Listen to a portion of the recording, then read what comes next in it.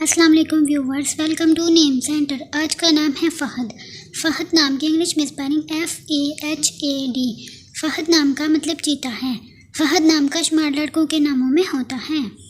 फ़हद नाम में 3 हरूफ और 1 लफ्ज़ है। फ़हद नाम की इब्तिदाई तारीख फ़ारसी ज़ुबान से निकलती है।